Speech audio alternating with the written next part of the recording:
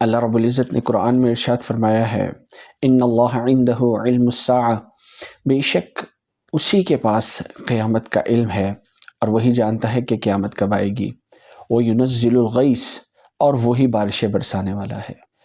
اگرچہ کچھ محکمہ موسمیات سے اگر ریلیٹڈ ہم کریں بات تو کچھ نہ کچھ پارشلی پتہ لگ جاتا ہے کہ ہاں بارش کا جو ہے وہ پریڈکشن وہ کرتے ہیں کچھ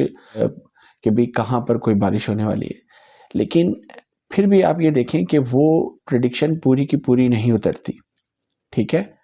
اور یہ ینزل الغیث کا مطلب وہ ہے کہ وہ جو دعاؤں کے بعد جو بارش ہوتی ہے، یہ وہ کہ اللہ رب العزت جانتا ہے کہ بارش کب اور کب کیسے کہاں ہوگی اور کتنی ہوگی۔ اور پھر اللہ نے ارشاد فرمایا وَيَعْلَمُ مَا فِي الْأَرْحَامِ، کہ ماؤں کے پیٹوں میں، ماؤں کے رحم میں کیا ہے وہ جانتا ہے۔ اگر دیکھا جائے الٹرا ساؤنڈ جو ہے وہ آ گئی ہے، پتہ لگ جاتا ہے، وہ ثابت بھی غلط ہو جاتا ہے، لیکن اگر کوئی پتہ لگا لیتا ہے تو وہ یہ پتہ نہیں لگا سکتا اس کا کل کیسا ہوگا، کہ اللہ رب العزت نے آگے یہ فرمایا وَمَا تَدْرِي نَفْسٌ مَاذَا تَكْسِبُ غَدًا، کہ کوئی نفس، کوئی شخص نہیں جانتا،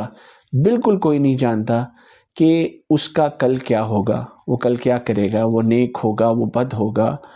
وہ اس کی عمر کتنی ہے، وہ کہاں پر کیا چیز کرے گا، اس کا کسی کو علم نہیں۔ یعنی آپ آنے والے کل اور آنے والے لمحے کا